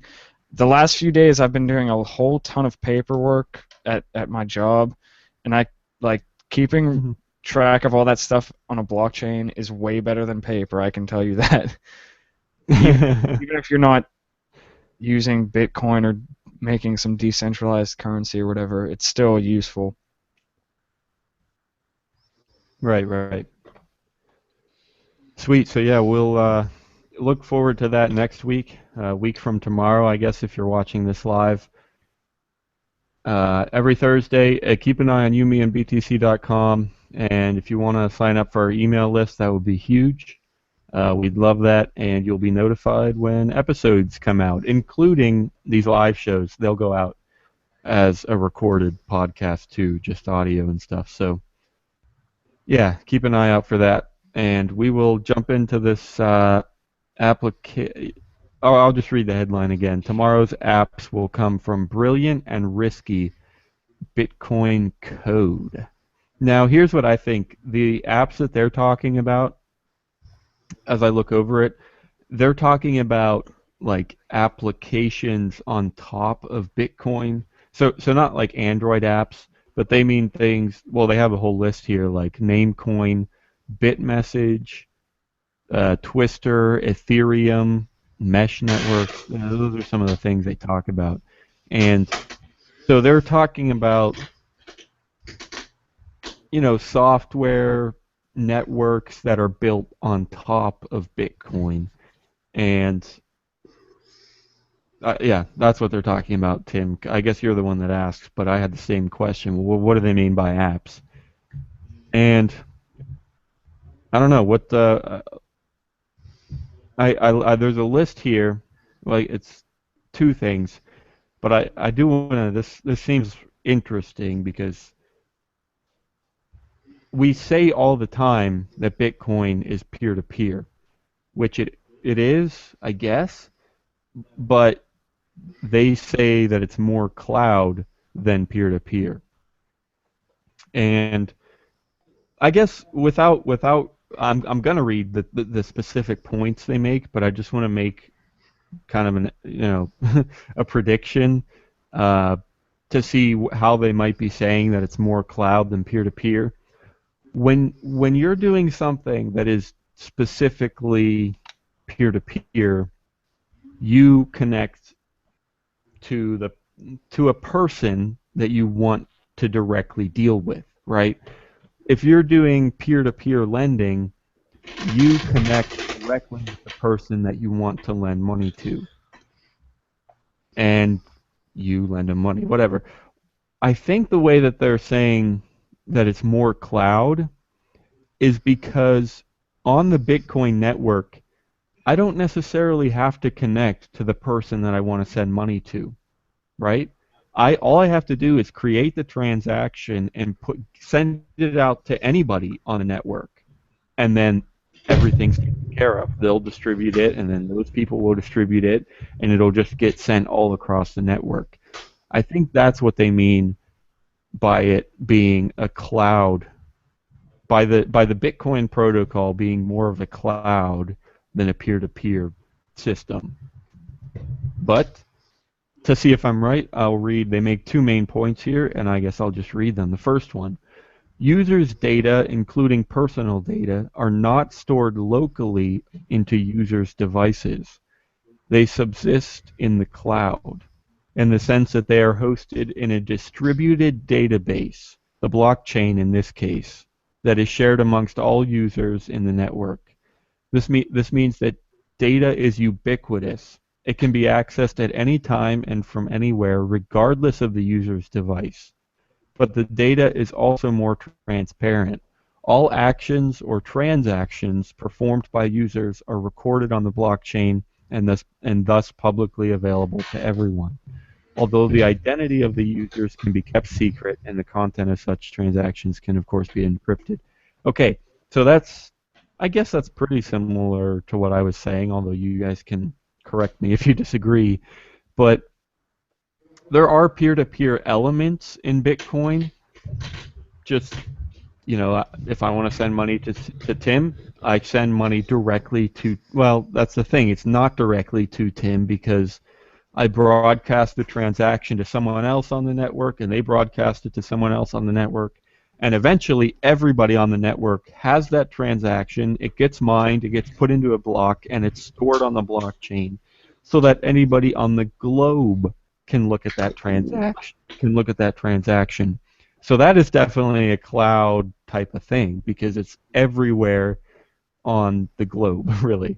But it's also peer-to-peer because in terms of the money, it really does just go directly to Tim. Well, it's the money goes directly to me. It's the record of the money and who's involved that gets broadcasted to everyone. And how much was sent. Yeah, exactly. So farther down in the article, it says that it allows the deployment of decentralized applications that combine the benefits of cloud computing with the benefits of P2P technology. So I think they're kind of saying that it's a little bit of both. Yeah, no, I totally agree. But they were saying it's more cloud. And that is an important thing to realize because a lot of people might not say that about Bitcoin because they focus on the peer-to-peer, but it really is a network. It's not just peer-to-peer. It's a network that is distributed literally everywhere, accessible from, just about anywhere. And that's an important thing that people need to realize, I think. I don't know, maybe not. But I'll read this second point under that explanation. Instead of being run locally, blockchain-based applications operate globally. They are deployed on the blockchain itself and are run in a distributed manner by relying on the resources provided by all users connected to the network. Although each Although each client runs locally on the user's device, these applications are constantly available even when the individual devices are turned off, as long as there are enough resources dedicated to them. And so that's kind of like if I send Tim money, that money is not sitting on his phone. I mean, if he has the private keys on his phone, then it is in a sense, but you could smash his phone to pieces, and if he has the private key somewhere else, then he can access the money from anywhere else. So that I think that's what they mean. It's when they say it's not run on a single device. It's run by all users on the network, and all the applications are constantly available anywhere, even if your device is turned off. So, Well, yeah, I mean, because it's not, like you said, it's not that you're sending me Bitcoin, you're just sending me the right to that Bitcoin. The Bitcoin's kind of just on the chain, right? Or like, yeah, I mean, yeah, that's one of the classic, you know, difficult points. It's like, well, is Bitcoin a real thing? How do you tell who has it? Well, it's just a database, really, and if people say that you have it, then as long as you can prove that you're that person with the private key, then you can access it anywhere, anytime. So regardless of your devices and stuff. well, that's what's particularly going back to the thing that I brought up about the one point, the one article about the airport, like you said about that being good. I think that's especially good for stuff like that because it's hard just with travel, something like that. Like that point about it breaking up and Hang on, hang on. Are you talking about the airport accepting Bitcoin that we talked to, or the airline? yeah, like the entire thing that it is peer to peer, but it's also cloud based at the same time. That's what makes it good for that because you're traveling, you don't want to carry that much stuff with you, or you lose stuff. Okay. So that's more. Okay. That's Yeah, kind of I what I don't was referring I to. don't think we made that point, No, but we yeah, didn't. it's a That's good one. I that's why I mean, was going back to it. okay, yeah. Yeah, that's definitely true. Yeah. Bitcoin is amazing for traveling because you can, instead of physically taking stuff with you, well, I mean, you need something physical because you have, a paper wallet, or You access it. uh, I love the idea of a brain wallet. Now, those are theoretically those are less secure because if you thought of a brain wallet, then somebody else could think of the same brain wallet. So it's not quite as random, and there's the risk of you forgetting it. But I still, if I didn't need all my Bitcoin so bad, I would be tempted to put just a little bit in a brain wallet, just to see if, that way, if anything ever happens to me, by which I mean if I ever end up in prison, then they can't they can't take my brain. Well, they could, but I don't think they can Just extract torture you. information I don't from know. it yet. Oh, that's true. Give 'em a little bit. I'm screwed. You I just can't. I expose it could never. online. I could never withstand torture. I'm terrible with pain. Yeah, they're gonna take you to Anyway, room all right. 101. Yeah. No, Oh I God. understand. You must feel it. We don't care. You have to. We're gonna put you anyway. We're turning away from this cloud versus peer-to-peer discussion. I think. I don't know how we got on torture. Well, I'm sure I do know how, Airplanes at but I first. don't think I'm Airplanes. going. Yeah, airlines. All right. Oh, So, oh yeah. anything else? Anything else in this article? Uh, I guess bringing it back to the headline, their point was that the apps are going to come from Bitcoin code, and I think he's just saying that. Well, let me make sure I say this. This is written by Primavera de Felipe. Sorry if I ruined that name. It's on Wired, and I think he's just saying that the Bitcoin code is an extremely valuable base. It's an extremely valuable starting point. And so when people build apps in the future, like Ethereum, like Bit messaging, they're going to be put on top of Bitcoin because it is so incredibly valuable to have a blockchain that is secured by so many computers around the globe in a combination of cloud and peer-to-peer. I think that's his point. It's so valuable that in the future there are going to be tons of apps built on top of Bitcoin. Do you guys agree with that? Does that seem like what he's trying to say? Yeah. Yeah. I realized why I thought they were using the blockchain to like make apps, because in the link that I clicked to follow it, it says some hackers even aspire to create autonomous distributed corporations. I thought it said automated. So that's, yeah, I just misread that. I mean, that's not. I wouldn't call that out of the range of possibility. Yeah, I mean, I remember one thing that really struck me. This was months ago, but somebody was talking about automation, and they mentioned a driverless car using Bitcoin to fuel up at a gas station without an attendant. Just an automatic car spending its own money, kind of. It depends. Whoever owns the car, I guess, owns the money. But it's a car having its own money and being able to spend that money at a gas station that isn't run by anyone. That's incredible, right? And it already seems like that's possible. Freaking technology, man. I know, seriously. And also, the story. Yeah, the story about the door that unlocks with a Bitcoin transaction. That's pretty incredible too. And I guess we just brought that up a little bit about smart contracts, and you could have a house that with a contract to buy or sell a house, and part of the smart contract could be locking or unlocking the door, or changing the key, transferring the private key from one person to another, just basically changing who can unlock the door, and that's pretty incredible. Okay. So you guys can send me the link for the next story while I check through our tweets and remind people, oh wow, we have some pretty exciting stuff here. More from Enjoy Bitcoins, at Enjoy Bitcoins on Twitter. So glad to have you listening. And I think this is a story that he's asking us to cover, so I'll click on it and see. His comment is thoughts on bringing consumer volatility protection with hedged accounts by CoinJar. Interesting. Yeah, cool, let's do it.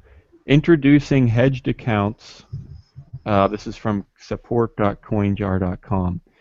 The first thing I'll say, I'm putting the link in Google if that's easier than finding it on Twitter. But the first thing I would say is I've heard of CoinJar, but I haven't followed them.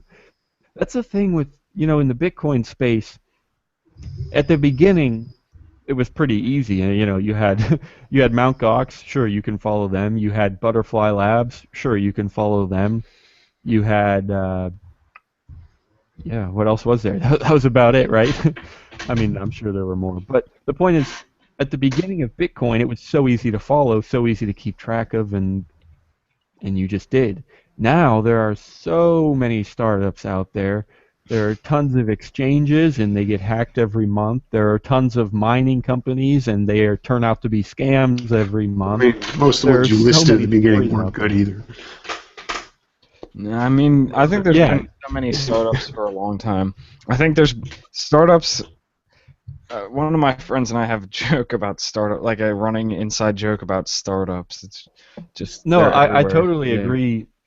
But in terms of Bitcoin, that has grown. Bitcoin startups are just everywhere now. Yeah, I mean that exploded as soon as the price became interesting. Yeah, I mean I remember at the conference last summer, like every single person there had a startup or a new altcoin, and I was like, there's like thousands of you.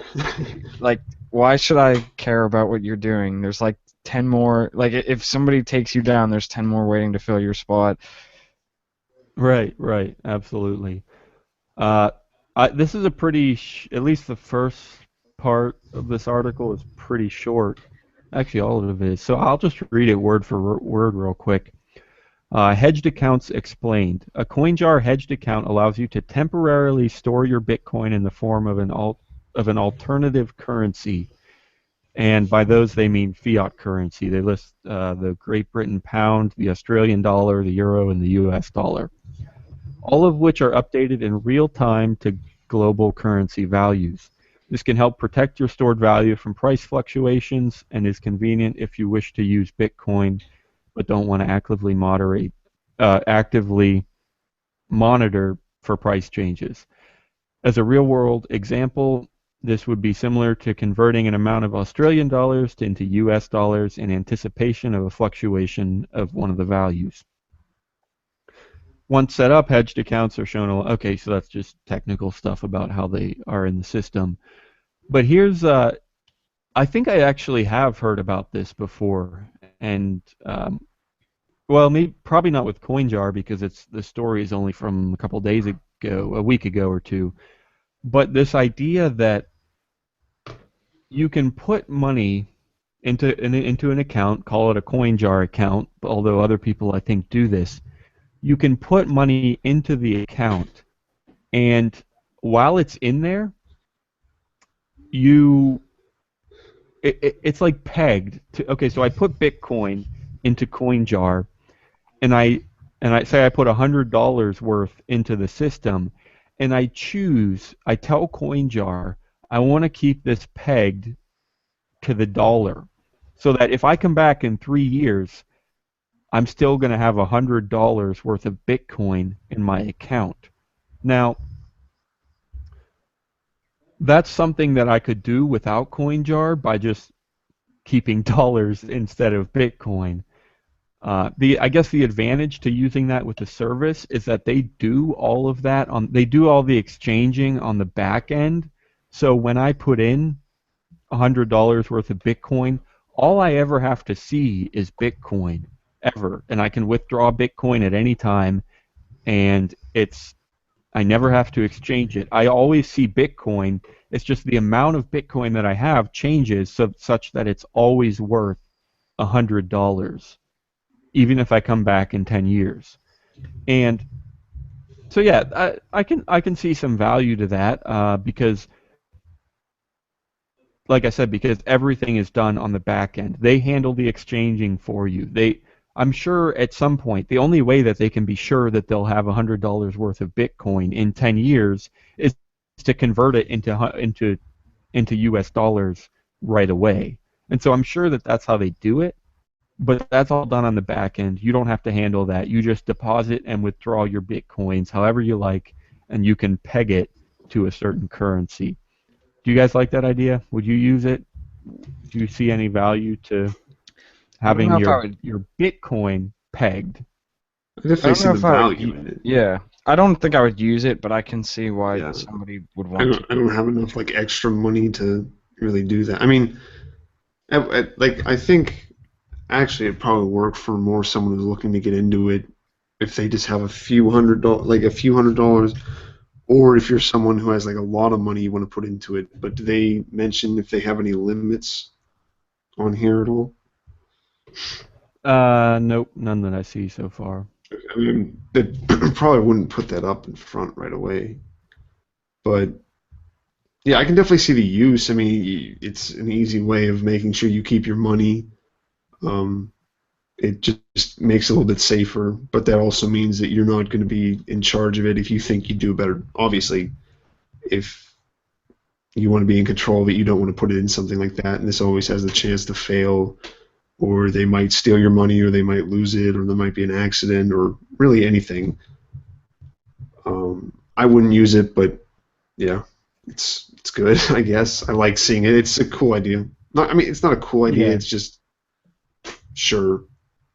It's yeah, good. It's kind of like I don't think I brought this up out loud. I remember it running through my head, But with the BitX debit card that I was just talking about, you keep, it's kind of the other way around. You keep your money stored as Bitcoin, but you can spend it as dollars at any time with this debit card.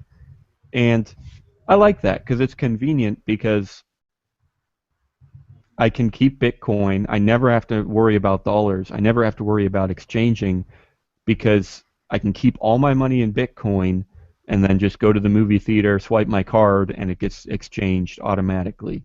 I like that. I'm not a huge fan of the fees, but it's a pretty cool idea, and it's good to have that.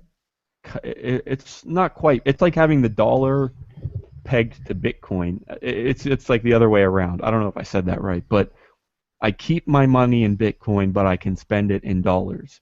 Well, with this system, you keep your money stored as, say, $100, but it's available at any time as Bitcoin, and that's pretty cool. I mean, again, I think I agree with Tim. I'm not sure I have a specific use for it, but it's a cool idea, and I'm sure some people do. I think this is more. I mean, this is more for people who are, I would think, deal more with dollar stuff. Because Right. you don't want to lose the money. You don't want to be using the Bitcoin all the time.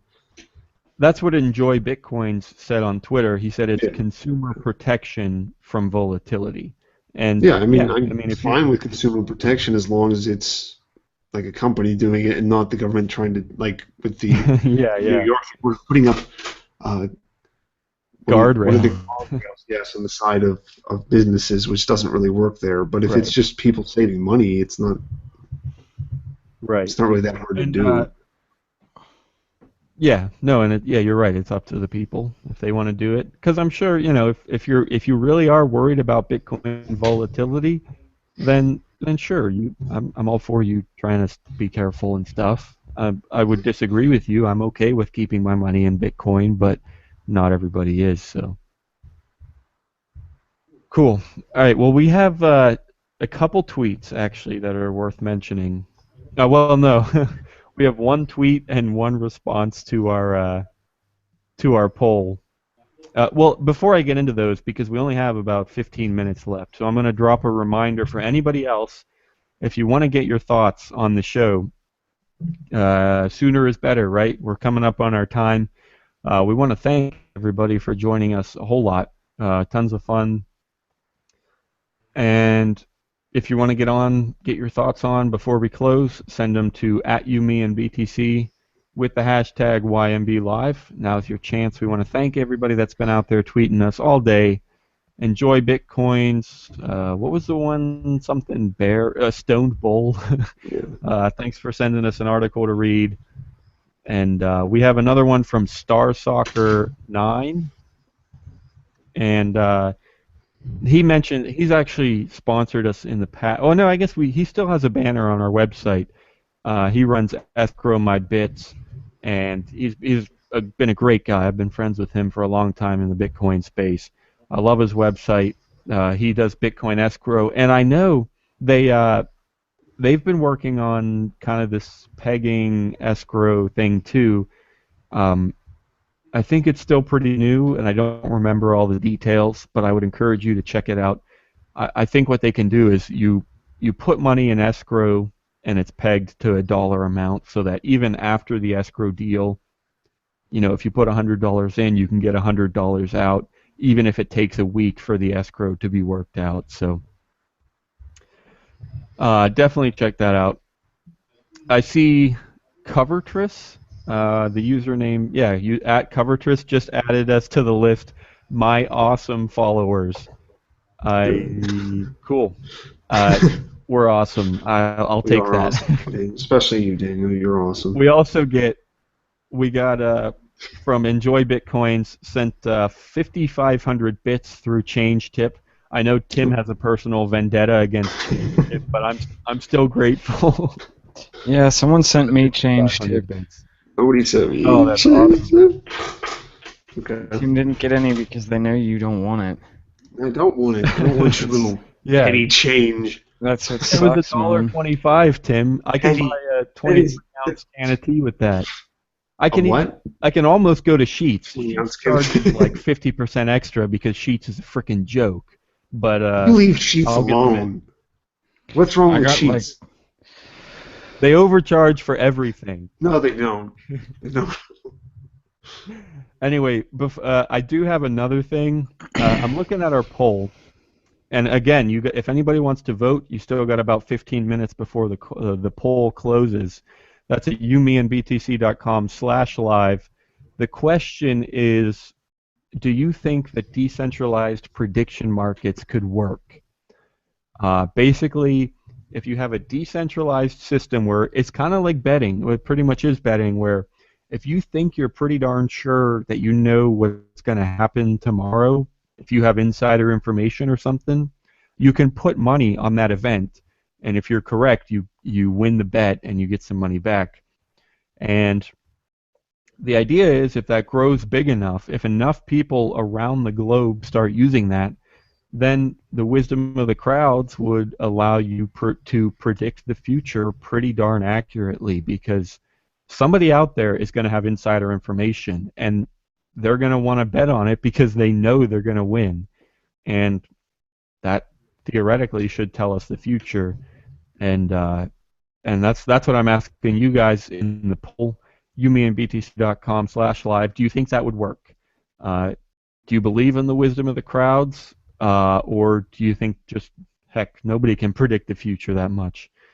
So if you want to vote, get over there. So far, in terms of legitimate answers, it's 100% are saying that no, this isn't going to work. But we do have one. You're allowed to put in your own answer and say whatever you want. And somebody put in their own answer and said Satoshi penis. So I don't know if that means yes or no, but apparently somebody's a strong believer in Satoshi penis. My guess is that was a divine future. There's Satoshi penis looked up. Yeah, my money's on a Reddit user for that, because where else? I put this out through an email. We have pretty legit email followers. I put it out on Twitter. Our Twitter followers are the best, so Reddit, I think, is the craziest place. Well, I didn't say anything was wrong with it. I'm glad. Thanks for checking out the poll and putting in an answer. I have nothing against it. I'm just saying Reddit is the place where I would expect that to come from. Sorry, Reddit. That might have been a slight to Reddit, but I'm sure Reddit understands completely. Now we're pretty much screwed if you piss off Reddit, so don't do that. That's true. That's true. Second to 4chan, like nobody else has more control. Although I guess isn't it like 8chan now? Didn't everybody move to 8chan? Never heard of 8chan. Yeah, somebody told me last week that all the moderators got too strict on 4chan, so everybody moved to 8chan, but I have no idea. 8chan, either way, don't also known as Infinichan. Okay. Either way, don't piss off Reddit, because I've never actually used either one, but I've heard of them. But yeah, I've used Reddit. Oh, crazy. Okay, guys, we need a closer story. Did either of you have one ready? I posted the one in there, I think. All right.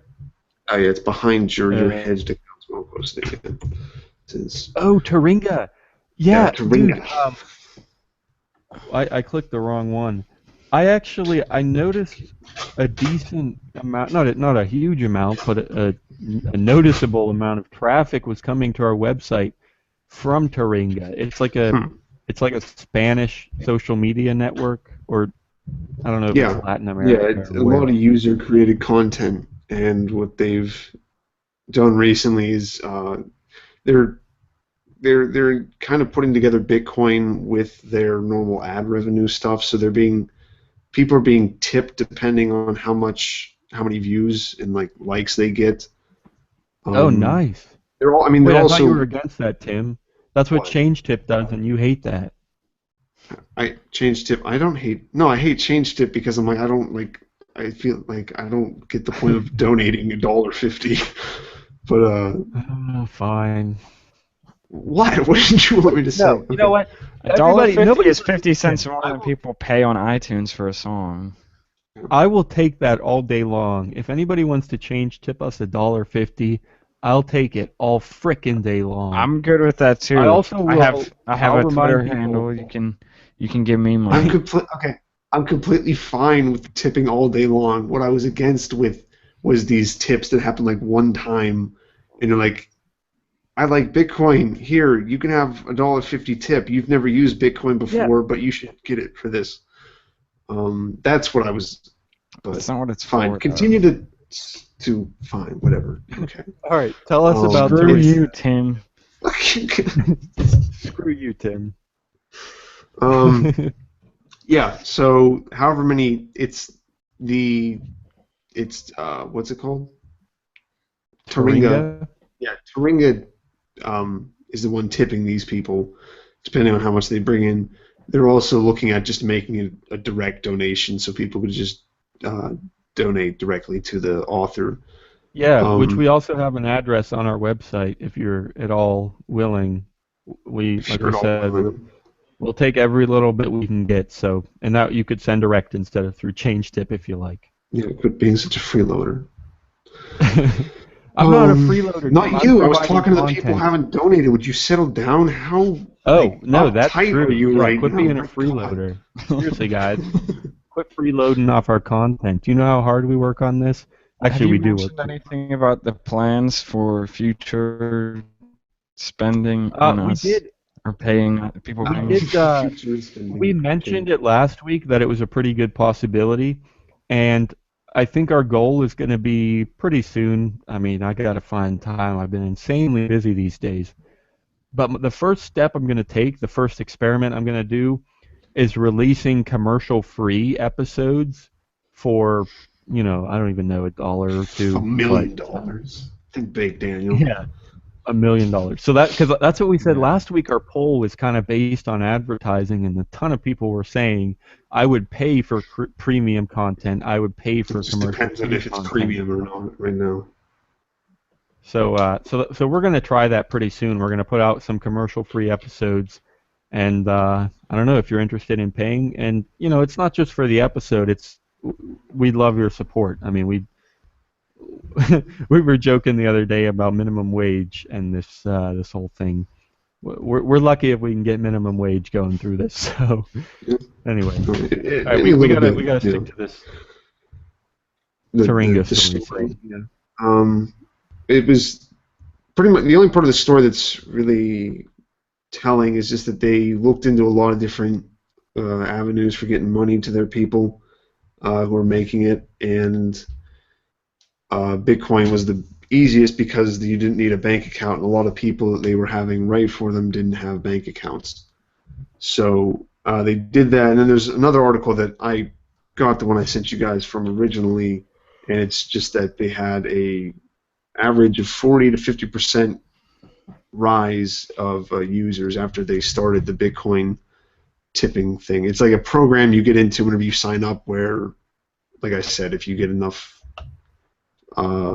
views, enough likes, stuff like that, you get tipped in Bitcoin instead of like the normal ad stuff. And someone... Now, are you saying that the users tip the users? Or if you get enough likes, then Taringa gives you a little boost. No, it's Taringa's giving it. They don't have a direct donate button yet. All right, that's an interesting model. I mean, it's a little different. That's something that would work for YouTube. If you just had that would work for like that kind of idea where the more like so many views in the video that YouTube tips you in Bitcoin, like they take all the ad revenue. That's called AdSense. Yeah. I mean, I know, but for Bitcoin. Yeah, but do it with Bitcoin. Yeah. Yeah, that's what I'm saying. Oh well, yeah, obviously, yeah. And then you could set it up. I'll take AdSense payments in Bitcoin. If we get all the smart contract stuff figured out, it could be automated too. So. And then everyone just needs to start doing donation addresses too. Or Change Tip. Yeah, or Change Tip. Actually, have you guys heard about? I don't remember where I heard this, and I wish I could. Something about basically Oh, I know where it was. It was that thing that video I covered in Bitcoin in the Arts. I think it was the last month's, the most recent one.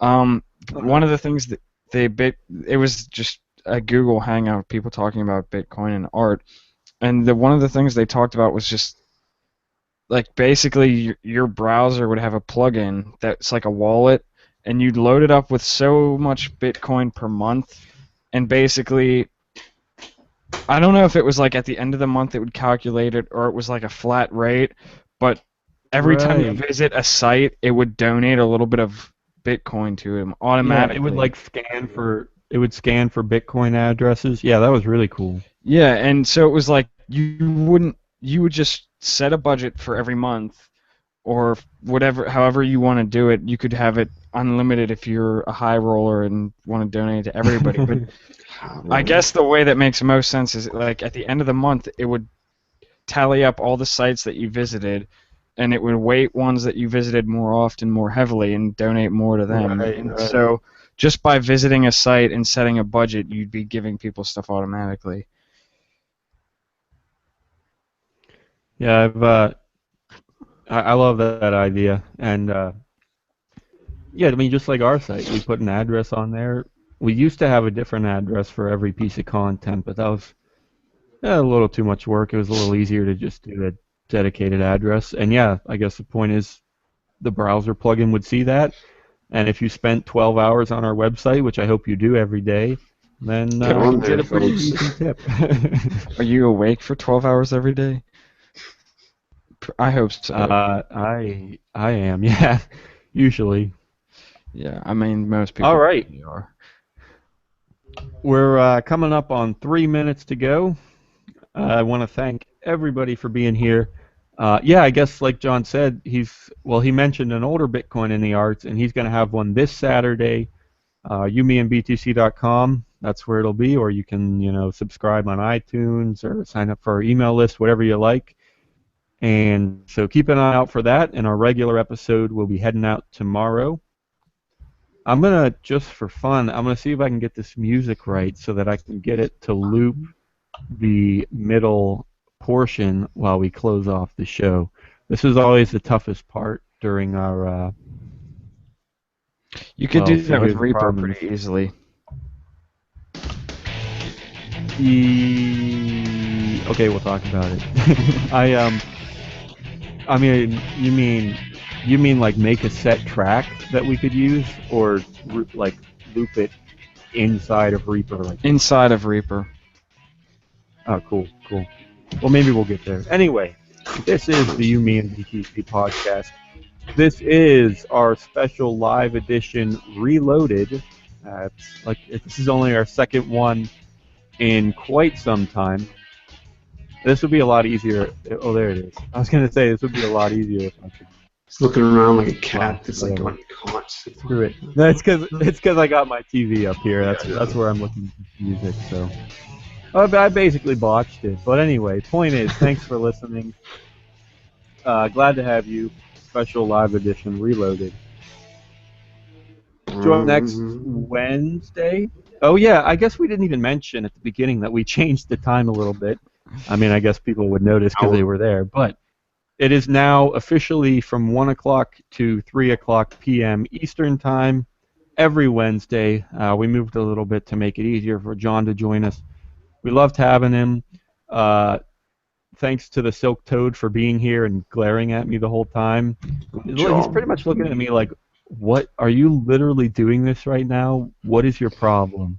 I mean, that's pretty much what he looks like. So, all right. I'm going to check the poll one more time to see if we got any answers. You got a minute left if you want to get to youmeandbtc.com/live. It's a rush, It folks. seems like nobody believes in predicting the future, and one person believes in Satoshi Penis. So I'm very proud in our listeners, especially the Satoshi penis. No, I mean, anyway, I think I'm when not you seeing start much getting news. So. trolls, that's pretty much a good sign. Oh yeah, we'll take trolls all day long too. Would you rather have trolls or tippers? Tippers. Tippers, but I still Or like trolls that trolls. tip. Yeah, trolls that tip would be ideal. Well, unless your tip's like $1.50, then fuck you. I'll just go back to that. Tim, you're an idiot. All right.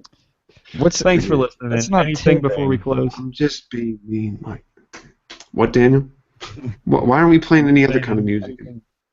Your what? Oh, actually, yeah. The reason I don't want to play an end of the week song is because last time I did that, and Oh, YouTube was yeah. like, nope, copyrighted.